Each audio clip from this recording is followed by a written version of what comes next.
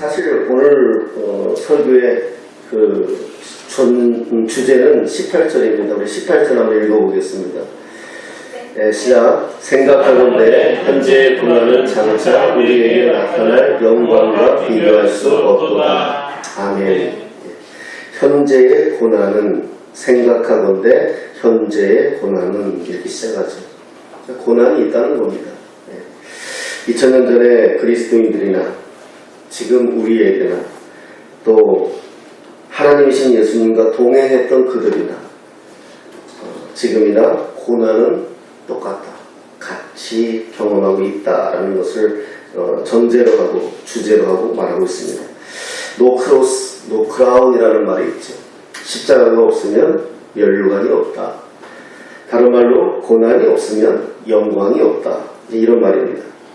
18절 우리가 중심 단어는 고난 그리고 영광이죠.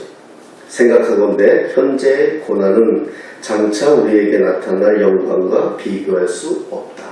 그래서 고난, 영광. 자, 그러면 바울이 이 고난을 어떻게 풀어가는지 한번 살펴보도록 하겠습니다. 지금 던져놓은 거거든요. 지금 우리가 받고 있는 고난은 장차 우리에게 임할 영광과는 비교할 수 없는 거다. 이렇게 이제 이야기해주고 전개하는 겁니다. 자, 그런데 이걸 어떻게 풀어가느냐. 22절에 보겠습니다. 22절에 함께 읽겠습니다. 시작. 피조물이 다 이제까지 함께 탄식하며 함께 고통을 겪고 있는 것을 우리가 아느니라. 아멘. 예, 탄식이라는 말을 가지고 고난을 풀어갑니다. 예, 탄식이라는 말을 가지고 우리가 고난 가운데 있을 때 탄식하지 않습니까? 그 탄식이라는 말을 가지고 바울은 지금 고난을 풀어가고 있는데 첫 번째 탄식은 뭐냐? 자연의 탄식입니다. 피조물의 탄식. 피조물이 다 이제까지 함께 탄식하며 함께 고통을 겪고 있는 것을 우리가 안다. 이렇게 이야기합니다. 지난 월요일에 홍천에 다녀왔지만 온 세상이 아주 녹음이 우거졌습니다. 얼마나 푸르고 아름다운지 모릅니다. 그래서 우리는 이 자연을 보면서 아름답다고 자찬을 하고 또 즐기고 그렇습니다. 그런데 성경은요, 피상적인 것만 우리는 보기 때문에 보여지는 것은 아름다울지 모르지만 그 안에 자연들의 살아가는 생태계 안에 들어가 보면 그렇게 아름다운 게 아닙니다. 왜냐하면 그 안에도 죽고 죽이는 살벌한 싸움이 존재합니다. 밀림과도 같은 싸움이 존재합니다. 또 지진도 오고 태풍도 옵니다. 쓰나미도 옵니다.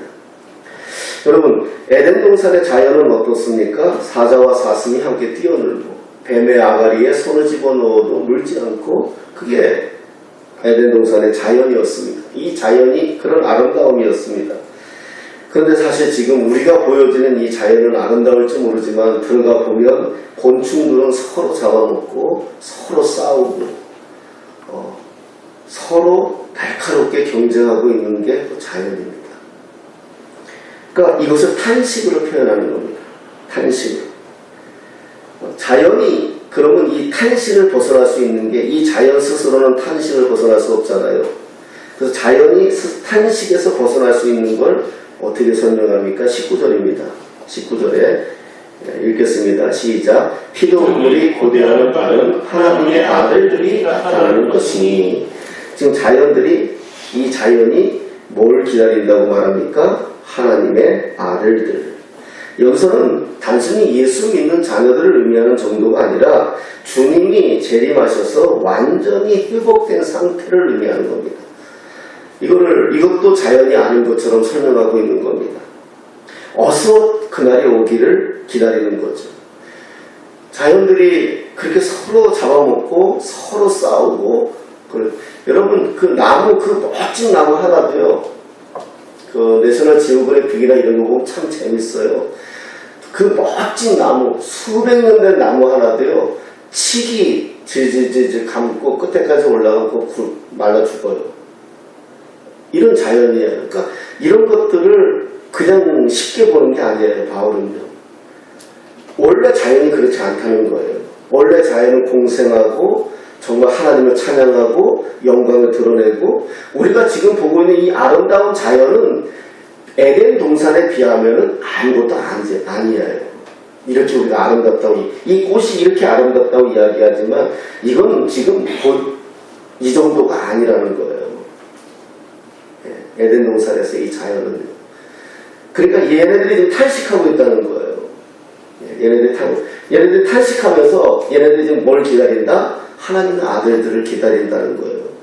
그 말은 뭐냐? 예수님이 재림하셔야 된다는 거예요. 그래서 질서가 자연으로 돌아가는 거, 다시 원래의 상태로 돌아가는 거, 그걸 기다리고 있다는 거죠. 그날이 오기를 기다린다. 자연은 이런 소망을 가지고 있다는 겁니다. 이런 소망을. 자, 이제 두 번째 탄식이 나오는데 23절입니다. 23절 한번 더 읽겠습니다. 시작. 그뿐 아니라 또한 우리 곧 성령의 처음 익은 열매를 받은 우리까지도 속으로 탄식하여 양자 될 것 곧 우리 몸의 속량을 기다리느니라. 아멘. 자, 이번에 누가 탄식한다고요? 저와 여러분들이. 저와 여러분들도 지금 탄식하고 있다는 거예요. 근데 우리가 저와 여러분들이 탄식을 하는데, 저와 여러분들을 오늘 성경은 어떻게 표현하고 있습니까? 성령의 처음 익은 열매를 받은 우리, 이렇게 표현합니다. 성령의 처음 익은 열매. 자, 성령의 처음 익은 열매, 이게 무슨 뜻입니까? 결론적으로 저와 여러분들은 성령의 열매라는 거예요. 그러니까 자연인 전체를 성령의 열매라고 얘기하는 게 아니라 예수님으로 말미암아 구원받은 자들을 성령의 열매라고 표현하는 거예요. 근데 이 성령의 열매까지도 지금 탄식하고 있다는 거예요. 이렇게 구체적으로 세분하는 것이 성경에 나오죠. 성령의 열매 9가지 나오잖아요. 그것을 이룬 자들을 의미하는 거죠. 따져보면 성령의 열매 9가지 열매를 이룬 자들, 그러니까 구원의 완성체를 의미하는 거죠. 그들조차도 탄식한다. 그런데 의미 있게 보아야 하는 것은 처음 익은 열매, 이겁니다. 처음 익은 열매. 그러면 무슨 말입니까? 앞으로도 익어가고 있다는 거예요. 그죠? 그러니까 지금 우리가 구원받은 것은 처음 익은 열매 맛보는 정도라는 거예요. 여러분, 정말 예수님을 인격적으로 만나고 그분을 만나서 그분을 경험해서 그 구원의 감격을 확 느낀 사람들은요, 그 즐거움은 이제 간증하라면 간증하실 거예요. 그렇잖아요. 저 같은 경우는 막 떼굴떼굴 굴렀어요. 그냥. 이건, 떼굴떼굴 굴렀어요. 다른 표현이 안 되는 거예요. 너무, 내가 이런 존재라는 것이, 내가 이런 사람이라는 것이 정말 쓸데없고 필요 없는 존재라고 여겼는데, 나라는 사람을 하나님이 얼마나 사랑하셨는지를 막 알게 되고, 내가 이 땅에서 산 것이 다 원망이었는데, 그 원망이 아니라 하나님은 나라는 사람을 어떻게 사랑하셨는지를 알게 되니까 떼굴떼굴 굴는 것밖에 없어요. 근데 이거를 뭐라고 얘기한다? 처음 익은 열매. 조금 맛봤다는 거. 조금 맛봤는데도 이런 구원의 은혜가 있다면, 우리가 이 더욱 처음 익은 열매가 아니라 아주 그냥 농이 익은, 제대로 익은 열매는 어떤 구원의 감격을 누리고 살겠습니까? 지금 우리가 신앙생활 하는 것은 그냥 이런 즐거움은 서곡에 불과하다는 거예요. 여러분, 신앙생활은 즐기는 거예요. 제가 이렇게 기회가 돼서 이렇게 좀 공부할 때, 미국의 그 교수님이 그런 말을 하더라고요. 한국교회는 자기가 볼 때입니다. 한국교회는 십자가는 있는데 부활이 없대요. 그게 뭔 말인가 그랬어요. 그분이 하고 싶은 말은 이 말이었어요. 한국 사람들은 십자가 앞에서 울고불고는 잘한다는 거예요.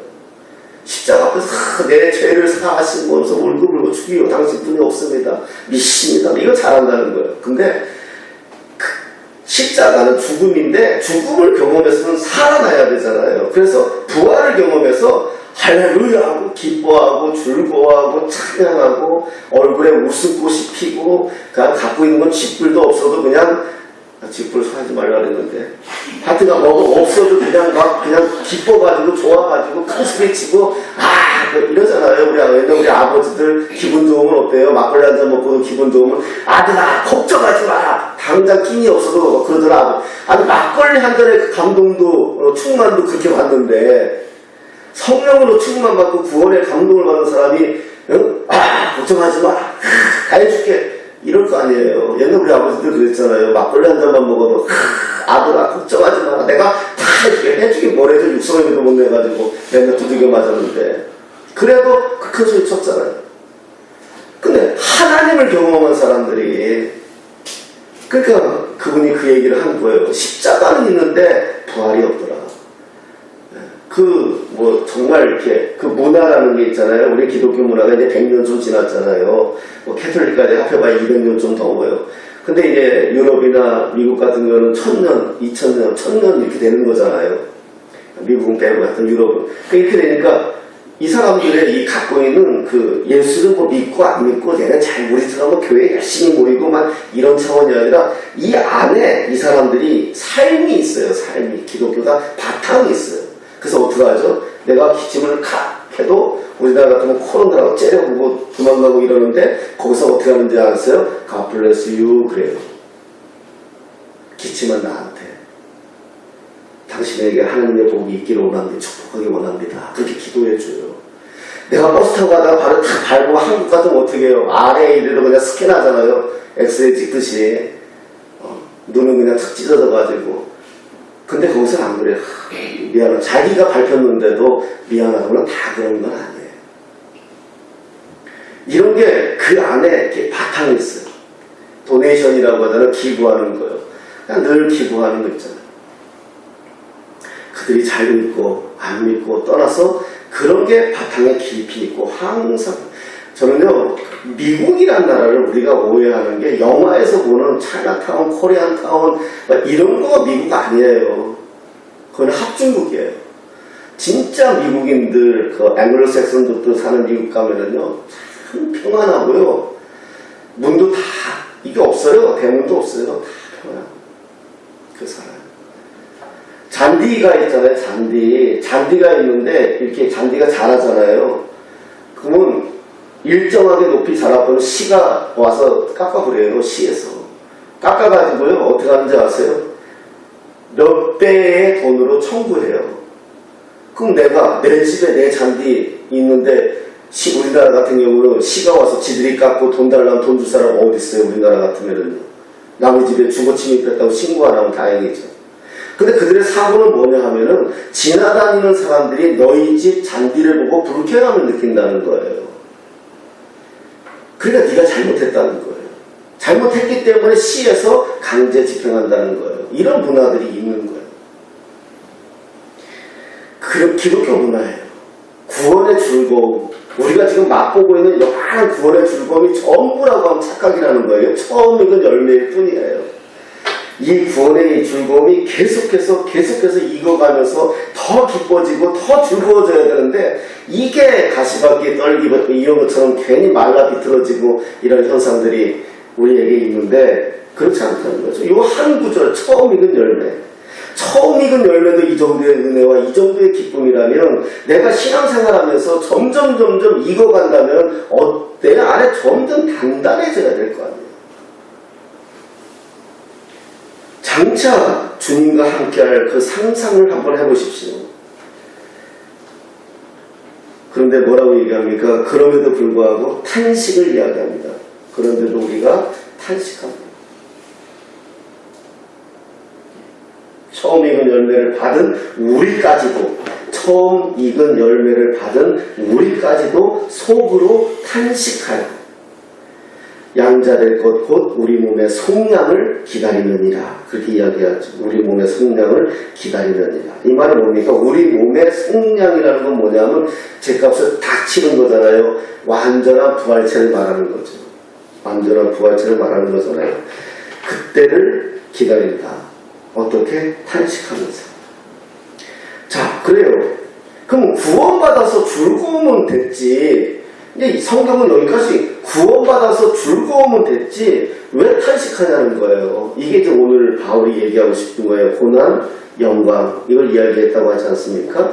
구원받았으면 즐겁고 기쁜데 왜 탄식을 해야 되는, 자연도 탄식을 해야 되고 처음 익은 열매, 성령의 열매를 얻은 우리도 탄식을 해야 되냐, 왜 그러느냐, 이제 이걸 이야기하는 게 30절이에요 30절 한번 읽겠습니다. 시작. 또 미리 정하신 그들을 또한 부르시고 부르신 그들을 또한 의롭다 하시고 의롭다 하신 그들을 또한 영화롭게 하셨느니라. 아멘. 이거 하신다는 거예요. 지금 이거 30절은 소위 구원의 서정이라고 합니다. 구원의 순서, 구원의 서정. 이게 다 맞는 건 아닌데 이런 구원받는 단계를 바울은 이렇게 정리를 했어요. 저와 여러분들이 미리 하나님이 정하셨다. 이 말씀은 지난 새벽 에베소서 1장 3절 4절 가지고도 말씀을 드렸고요. 또 시편에 있는 말씀을 가지고도 말씀을 드렸습니다. 미리 정한 우리들을 하나님의 때에 부르시지요. 부르신 이유는, 우리를 부르시는 것은 부르신 이유가 있을 거 아닙니까? 그냥 부르지 않을 거 아닙니까? 아버지가 부르신 이유는 왜? 의롭게 하시려고 부른다는 거. 의롭게. 자, 이 의롭게 하는 저와 여러분들을 어디까지 끌고 가시겠다? 영화의 가정까지 끌고. 영화에. 바울은 이것을 뭐라고 얘기하냐면 그리스도까지 자라게 하시느니라 이렇게 표현해요. 다른 성경에서. 그러니까 바울이 하나님의 목적은 뭐냐면 우리가 구원받고 즐거운 여기서만 머물고 있는 것을 원하는 것이 아니라 예수님만큼 자라기를 원한다는 거예요. 그래서 우리 양자 삼았다는 거예요. 여러분, 권위, 자격이라는 거는요, 자격증을 취했다고 자격을 얻는 거 아니에요. 예수님이 나를 위해 십자가에 죽으셨다고 내가 구원받았다고 하나님의 자녀 되는 건 맞아요. 자녀 되는 구실을 하기 위해서는 자녀다워져야 되는 거예요. 바울은 그걸 이야기하죠. 영화의 가정까지 우리를 이끌고 가신다는 것. 이것을 칼빈 같은 사람은 어떻게 이야기했느냐? 성도의 견인이다. 이렇게 얘기했어요. 성도, 하나님의 거룩한 무리들, 하나님의 자녀들을 하나님이 이렇게 끌고 견인차 알잖아요. 끌고 가시겠다는 거예요. 그러면 이렇게 영화롭게 우리를 이끌고 가실 동안 과정이 있다는 거예요. 과정이. 그게 뭐냐면 29절이에요. 29절 한번 보겠습니다. 29절 읽겠습니다. 시작. 하나님이 미리 아신 자들 또한 그 아들의 형상을 본받게 하기 위하여 미리 정하셨으니 이는 그로 많은 형제 중에서 아들이 되게 하려 하시니라. 아멘. 저는 이 성경에서 여기에서 우리가 눈이 번쩍 뜨여야 돼요. 정말 번쩍 뜨여야 돼요. 여러분, 우리가 믿는 예수님, 하나님이신 예수님, 상상할 수 없는 예수님, 죽은 자도 살리시는 예수님, 수천의 무리들을 먹여 살렸던 예수님, 정말 상상할 수 없는 역사를 펼쳤던 예수님, 그 예수님을 어떻게 표현하고 있습니까? 그 예수님의 형상을 본받게 하기 위해서 우리를 불렀다는 거예요. 이건 상상하지 못하죠. 우리를 부르시고 의롭다 하시고 영광 가운데 이끄시는 목적이 뭐냐? 아들의 형상을 본받게 하기 위해서다. 성경에서 이렇게 정확하게 얘기하는 거예요. 우리는 구원받은 걸로 다 끝나요. 구원받으면 다 된 걸로 생각해요. 구원받았으면 다 됐다고 생각해요. 맞아요. 그러나 정말 중요한 건 하나님이 예수님이 십자가에서 나를 위해 죽으신 목적은 나의 구원이지만은 더 큰 목적은 뭐냐? 하늘 영광을 함께 누리면서 아들 노릇하게 만들려고 부르신 거예요. 이게 여러분, 이걸 꿈꾸는 거예요. 그리스도인들이 2000년 전에 이걸 바라보는 거예요. 이걸 하니까 사자밥이 될 수 있는 거고요. 이걸 자기 눈으로 보는 거예요. 자기 눈으로 경험하는 거예요. 이 죽은 자가 살아나는 걸 보았잖아요. 이 사람들이요. 죽은 자가 살아나는 걸 보았고요. 상상할 수 없는 병든 자가 병이 치유되는 걸 보았잖아요. 38년 전 안전뱅이가 벌떡 일어난 장면을 보았잖아요. 이 사람들은 그 영광을 보면서 지금 내 이 상황이 두렵지 않은 거예요. 우리가 그걸 못 보니까, 우리가 그런 믿음이 없으니까, 우리가 그런 상황이 안 되니까 조금만 조금만 무너지면 쪼그러뜨림 당하고 넘어지고 자빠지고 어찌하고 이렇게 되는 거잖아요. 이 영광을 안다면 저는 이걸 설교를 쓰다가 이 생각을 한번 했어요. 우리가 5년 전에 개척을 처음 할 때 집사람도 당황스러웠고 저도 당황스러웠어요. 집사람도 당황스럽고 저도 당황스럽고 저도 갑자기 막 개척을 하게 됐잖아요. 그 집사람도 갑자기 따라왔잖아요. 그래서 집사람은 제일 기도 제목이 뭐였느냐? 저는 밥을 못합니다. 밥할 사람 좀 불러주십시오. 이게 기도 제목이었대요. 그러니까 주님이 그러시더래요. 지 생각인지 주님 생각인지 모르지만 그러셨대요. 네가 해라. 그래서 했어요. 그래가지고 있잖아요. 정말 농담이 아니고요.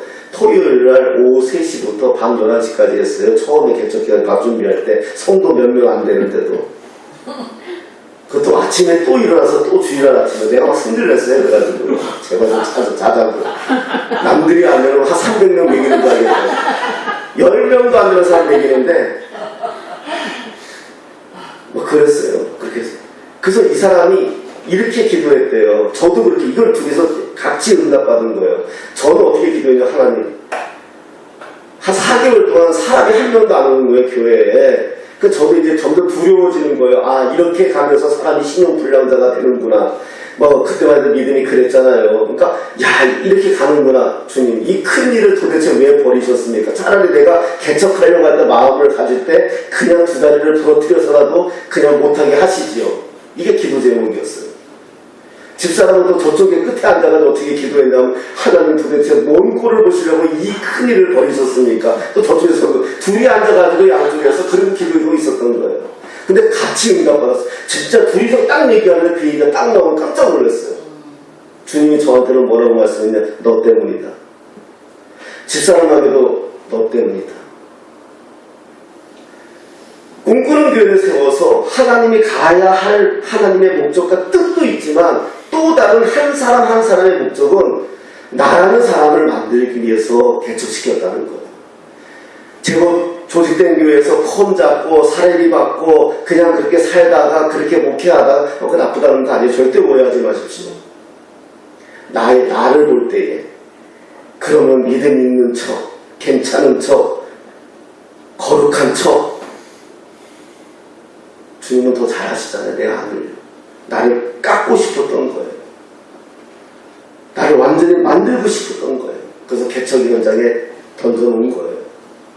집사람도 똑같이 집사람도 너 때문이다. 나도 너 때문이다. 그게 우리를 개척시킨 목적 중에 하나시더라고요. 전체는 다르지만 한 사람 한 사람.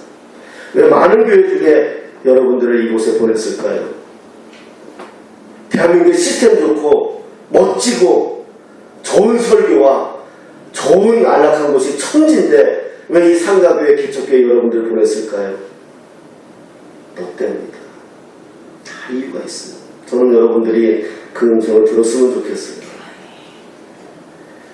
아들의 형상을 본받게 하기 위해서. 제가 고백하면은 개척하면서 우린 정말 개척하기 전에 정말 안 싸웠어요. 정말 그렇게 많이 안 싸웠어요. 한 번씩은 싸웠지만은 이렇게 안 싸웠어요. 목숨 걸고 안 싸웠어요.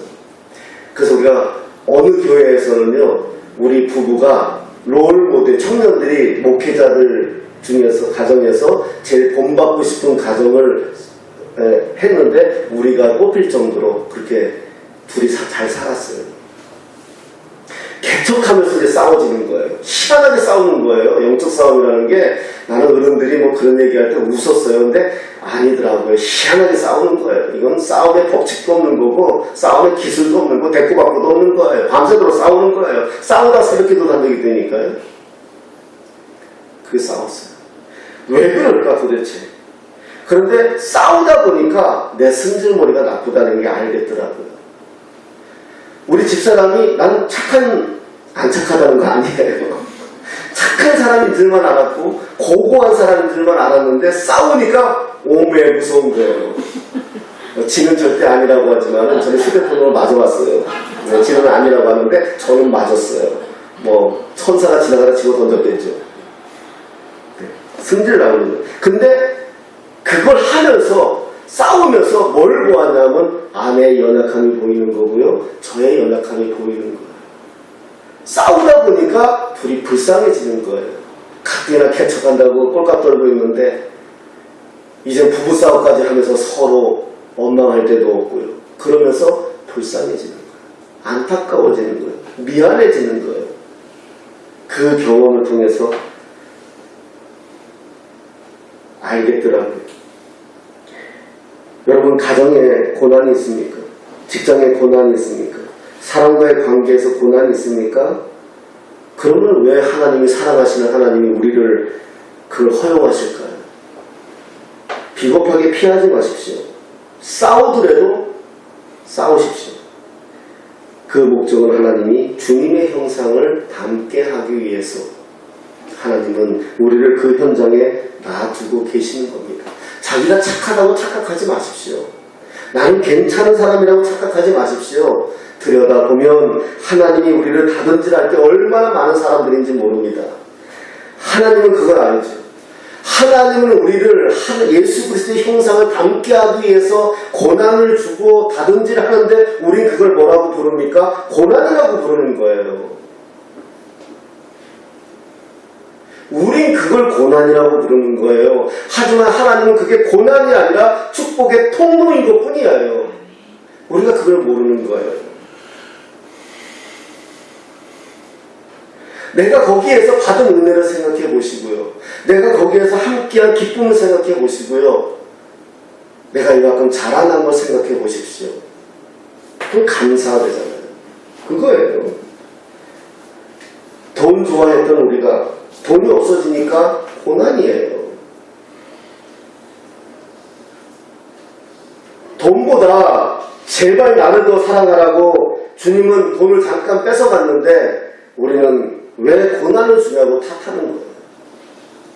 자기 이익이 중심적인 저를 다듬으려고 어떤 사람을 통해서, 직장을 통해서 고난을 주시는데 나를 왜 이렇게 힘들게 하냐고 원망하는 거예요. 여러분 기억하십시오. 고난은 축복입니다. 고난은 축복입니다. 고난은 하나님이 나를 사랑하시는 가장 아름다운 하나님의 방법입니다. 성경을 보면요, 모든 기적은 다 어디에 있습니까? 복음서와 사도행전에 있어요. 모든 기적, 신약 성경에서의 모든 기적은 복음서와 사도행전에 있어요. 그런데 그때가 초신자입니다. 그때가 예수님이 누군지, 복음서는 뭡니까? 예수가 누구냐 이 얘기하는 거 아닙니까? 사도행전은 뭡니까? 교회가 어떻게 생겼느냐 이거 얘기하는 거 아닙니까? 이제 교회 예수를 알고 교회 처음 들어온 사람들이 복음서와 사도행전 뛴 거 아니겠습니까? 그 다음에 뭐가 나옵니까? 서신서들이 나오는 거예요. 그 다음부터 기적이 성경에 없어요. 기적을 주시지 않아요. 희한하지 않아요? 처음 예수 믿을 때 기도하면 응답도 잘 돼요. 근데 점점점 지나면 고난이 찾아오기 시작해요. 성경을 봐도 그래요. 그러니까 이해가 되잖아요. 그 다음부터 뭘 요구합니까? 이제 이렇게 살으라고 요구해요. 오늘 로마서도 마찬가지잖아요. 너 기적 맛봤잖아. 너 하나님 계시는 거 알잖아. 너 하나님이 어떻게 역사하는 거 알잖아. 하나님이 어떻게 일하시는 거 알잖아. 이제 그럼 이렇게 살아. 이렇게 나오는 거예요. 그렇게 못 사니까 어떻게 합니까? 고난을 통해서라도 그렇게 살게 하려고 하나님이 역사하는 거죠. 일하시는 거죠. 여러분, 철없는 아이는 어렸을 때 엄마의 주머니의 형편을 모르고 이거 사달라 저거 사달라 뗐어요. 철없는 아이는 시장 가가지고 자빠지고 누워지고 저거 사달라고. 근데 철든 아이는 어떡하죠? 그냥 엄마한테 엄마가 저거 필요해 했다 다음에 사줄게. 그럼 말 안 해요. 철들게 하기 위해서 주님의 형상을 만들어 가시는 것. 자, 바울은 이걸 알면서도 잘 되지 않는 이유를 이제 설명해 주는데 그게 23절입니다.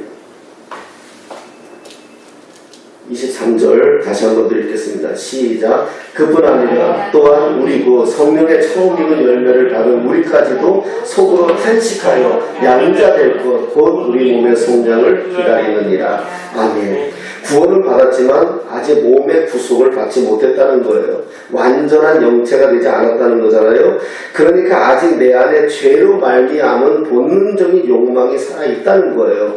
처음 익은 열매로 구원을 받았지만 아직 완성되지 않았기 때문에 내 안에 본능적인 욕망이 살아있다는 거예요. 이 욕망 때문에 아프기도 하고 힘들기도 하고 견딜 수가 없다는 거예요.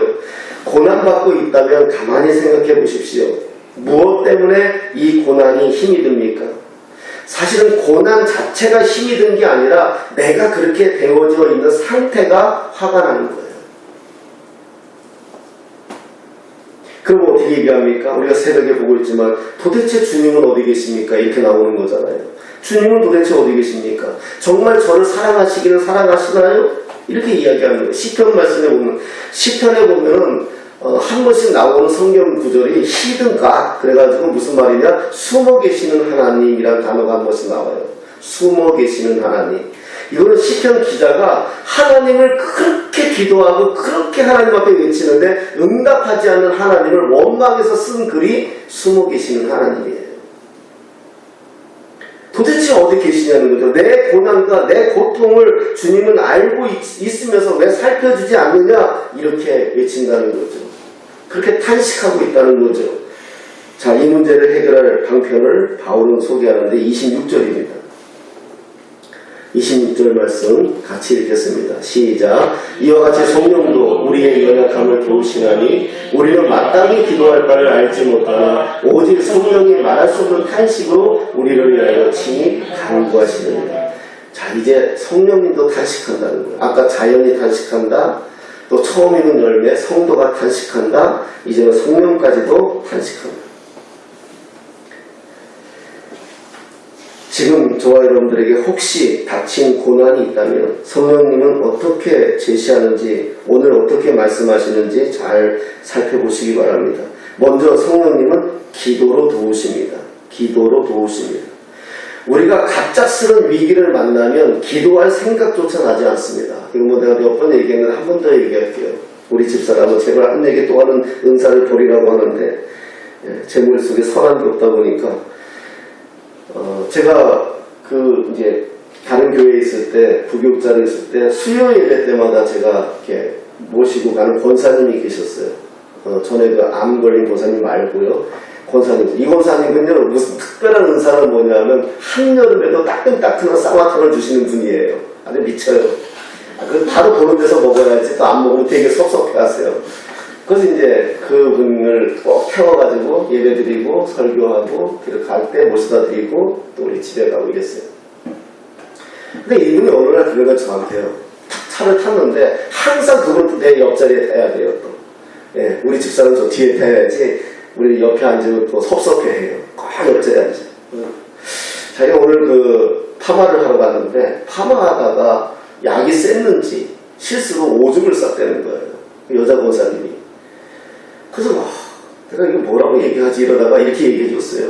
권사님 걱정해서 왔어요. 저는요 개콘 보다가도 오줌 싸요. 네, 그러니까 오줌 쌀 수 있어요. 네, 이랬어요. 그러면서 내 머릿속에는 이분이 지금 많이 안 좋네 이런 생각이 들었어요. 아니나 다를까 예배 다 드리고 오는 길에 갑자기 옆에서 컥컥 넘어가시는 거예요. 그 전에 또 뭐 누구 딸들 이야기도 하시면서 부탁한다고 이야기하고 이러시다가 갑자기 넘어가시는 거예요. 그 차 세워가지고 막 했는데도 안 되는 거예요.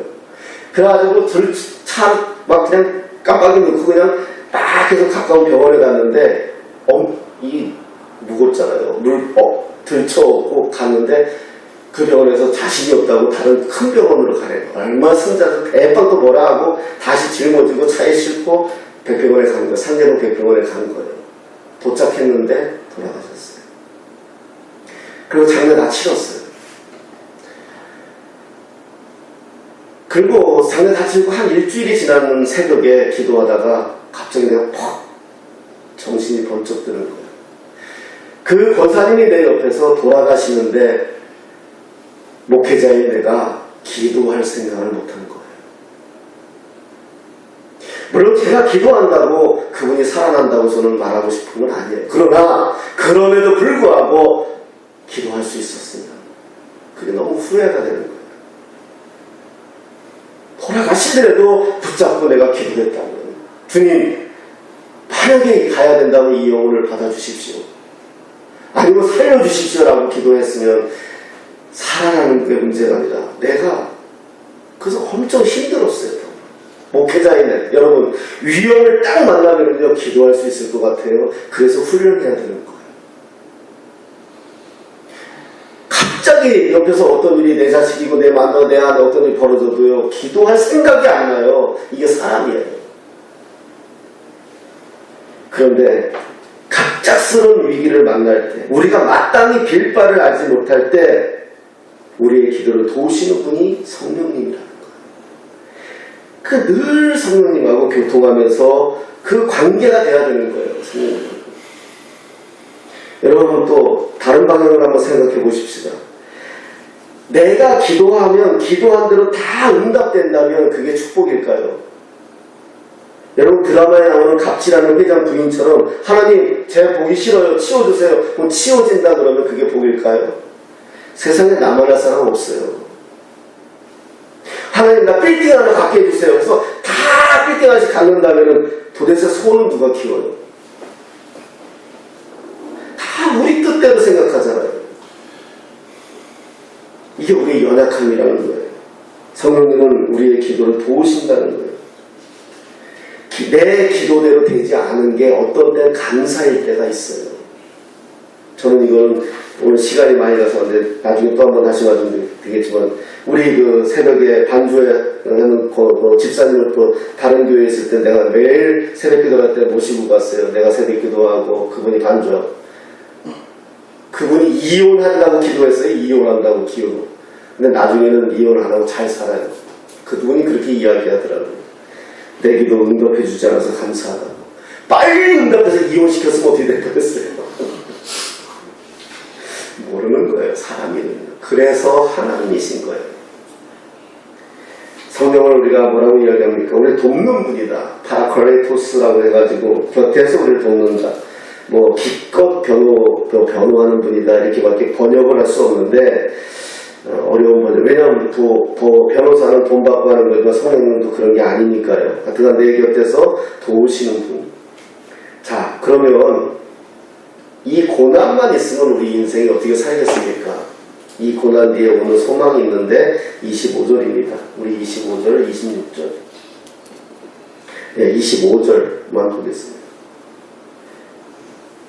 25절 같이 읽겠습니다. 시작. 만일 우리가 보지 못하는 것을 바라면 참음으로 기다릴지니라. 아멘. 기다려라.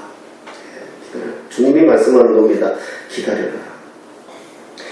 우리가 소망으로 구원을 받았는데 이 소망이 보이지 않는 것이다. 이게 우리의 갈등이지 않습니까? 자, 18절에 뭐라고 합니까? 생각하건대 현재의 고난은 장차 우리에게 나타날 영광과 비교할 수 없다. 이렇게 얘기하지 않았습니까? 예. 여러분 여기서 생각건대 이 말은요. 원어는 무슨 뜻이냐 하면 계산해봐라 이런 뜻이에요. 계산해봐라. 생각하건대 이 말을 계산해봐라. 뭘 계산을 해보라는 말이냐? 이 고난이 지금 너희들이 받는 이 고난이 영광보다 큰지 한번 계산해봐라. 세 발의 피라는 거예요. 네가 지금 받는 고난은 장차 받을 영광에 비하면 아무것도 아니다. 이걸 바울이 먼저 툭 던져놓고 시작하는 거예요. 저와 여러분들이 살면서 받는 고난이 천국의 영광보다 클 수가 없어요. 아무리 고난이 크다 해도 장차 올 영광보다 클 수가 없다는 것입니다. 그래서 우리는 바라는 것들의 실상이다, 보지 못하는 것들의 증거라고 고백하는 거예요. 28절 우리가 한번 보겠습니다. 28절입니다. 우리 마지막으로 28절 보겠습니다. 시작. 우리가 알거니와 하나님을 사랑하는 자, 곧 그의 뜻대로 부르심을 입은 자들에게는 그 모든 것이 합력하여 선을 이루느니라. 아멘. 생각하건대 계산해보니까 내가 지금 받는 고난은 장차 올 내 영광과 비교할 수 없다. 이제 내가 알겠다. 이렇게 얘기하는 거예요. 이제 내가 알겠다. 뭘 아느냐? 하나님을 사랑하는 자. 하나님을 사랑하는 자는 곧 그의 뜻대로 부르심을 입은 자들은 모든 것이 합력하여 선을 이루느니라. 이게 선포하는 거예요. 하나님이 하신다라고 선포하는 거예요. 내가 고난이 있을 때, 내가 예수님, 바울은 누구보다도 고난받지 않습니까? 39대로 두들겨 맞고요, 감옥에도 갇혀보고요, 또 배신도 당해보고요, 정말 사도가 아니라고 또 사기꾼이라고 소리도 들어보고 별소리 다 들어봤잖아요. 고난을 받았잖아요. 내가 이 고난에 바울은 고민 안 했을 것 같습니까? 고난인데 내가 받을 장차의 영광을 생각하니까 별거 아니다. 그럼 이 고난을 내가 어떻게 이겨야 되겠느냐? 이 고난은 내가 이길 수 있는 방법 딱 하나뿐이 없다. 내 안에 계신 성령께서 기도할 바를 알게 하시고 탄식할 때에 그 기도의 내용들을 함께 붙잡고 성령님과 동행할 때에 결국은 이루어지는데, 내가 이제야 알겠구나. 뭘 알겠느냐? 하나님이 사랑하는 자들은 혼자 내버려 두지 아니하시고 하나님이 끝까지 나를 붙들어 주실 거라는 걸 내가 이제 알겠다는 거예요. 그러니까 이 고난이 지금 안 보이는 거예요. 상황이 바뀐 게 아닙니다. 성경을 보십시오. 상황을 바꿔주지 않아요. 하나님은요, 정말 안 바꿔주세요. 여러분, 내가 환경을 바꿔준다고 생각하는데 한번 보세요. 정말 성경을 해요. 여호수아, 모세가 죽고 여호수아가 지도자들이 얼마나 두려웠겠습니까? 모세는 어떤 사람입니까? 기도하면 수십만을 먹인 사람이고요, 홍해를 가른 사람이고요, 상상할 수 없는 사람이 모세예요. 모세 똘마니가 여호수아였잖아요. 모세가 죽고 나서 지도자가 됐잖아요. 얼마나 두렵겠어요. 모세처럼 능력도 없죠. 모세처럼 어떤 리더십도 없죠. 그때 여호수아가 한 게 뭐였습니까? 여호수아 1장이지 않습니까? 하나님 앞에 붙잡고 기도한 것 뿐이 없는 거예요. 하나님, 이거 어떻게 하면 좋겠습니까? 저는 이만한 그릇이 못 됩니다. 라고 기도해. 하나님 뭐라 그럽니까? 두려워하지 마라. 떨지 마라. 쫄지도 마라. 내가 너와 함께 할게. 그런데 중요한 건요, 거기서 여호수아가 힘을 얻어요. 아니, 여호수아한테 뭐 돈을 주신 것도 아니고요, 탱크를 주신 것도 아니고, 여호수아한테 어떤 능력을 준 것도 아니에요. 딱 한마디 해주신 거예요. 두려워하지 마. 내가 너와 함께 할게. 항상 너는 율법을 주야로 묵상하며 네 곁에 둬. 그 율법이 너를 이끌어가는 것을 믿어. 그것을 내가 함께 한다는 것을 너는 증거해. 그 하나 믿고 갔잖아요. 사랑하는 여러분, 우리는 다 고난받습니다. 때로는 돈 한 푼이 없어가지고 부끄러움을 경험할 때도 있습니다. 저의 삶도 그렇습니다. 마음 같아서는 오늘도 학교에서 좀 어려운 한 분이 오늘 저한테 그런 어떤 대화 속에 상담하다가 이렇게 얘기하는 거예요. 돈이 다 떨어졌다는 거예요. 신앙을 하는 친구인데 돈이 다 떨어졌다는 거예요. 이번 그 학기를 어떻게 할까 고민을 했는데 하나님이 희한하게 역사하더라는 거예요. 뭐 그랬더니 자기가 2년 전에 어떤 회사를 그만뒀는데 신학하기 위해서 그 회사에서 아직까지 그래서 짧은 걸로 하지 않았던 모양이에요. 그래서 그 회사에서 이제 지금 짧은 걸로 해가지고 이제 실업급여를 이제 받을 수 있다는 거예요. 하나님이 또 이렇게 자기의 살 길을 주시네요. 이러는데 속에서 눈물이 나더라고요. 지가 먹고 살기 위해서, 지가 잘 살기 위해서 시작하는 거 아니잖아요. 하나님이 일하기 위해서 하는 거잖아요. 근데 그 가장이 돈이 없는데 하나님 그것도 안 채워주죠. 그게 너무 힘들잖아요. 근데 그러면서도 감사하고 기뻐하더니 뭐 똑같아야 누구나 다 받을 수 있는 실업급여 받는데 하나님 감사하다고 하면서 목사님한테 밥 한 끼 못 사줬는데 제가 꼭 밥 사겠습니다. 그 밥을 넘어가겠어요. 그러더라고요. 그게 은혜예요. 그렇게 살 수 있는 게 은혜예요. 제가 그렇게 붙잡고 얘기해 줬어요. 당신 그렇게 살 수 있는 게 은혜야. 옛날 같으면 그 살 수 있겠어? 벌써 뛰쳐나갔지? 그게 은혜야. 버티자. 해보자. 그리고 감동을 받았어요. 우리들의 실수는요, 너무 서둘러 우리의 믿음을 포기하는 겁니다. 우리들의 실수는 너무 서둘러 우리의 기도를 포기하는 겁니다. 자연도 수천 년을 하나님의 아들들이 오기를 기다리고 있고요. 오늘도 성령님이 저와 여러분들을 도우십니다. 완전한 주님의 형상을 만들 그날까지 하나님은 포기하지 않으십니다. 저와 여러분들은 끝까지 성령님의 도우심을 받으면서 승리하셔서 하나님의 영광에 서시는 그런 저와 여러분들 되시기를 예수님의 이름으로 축복합니다.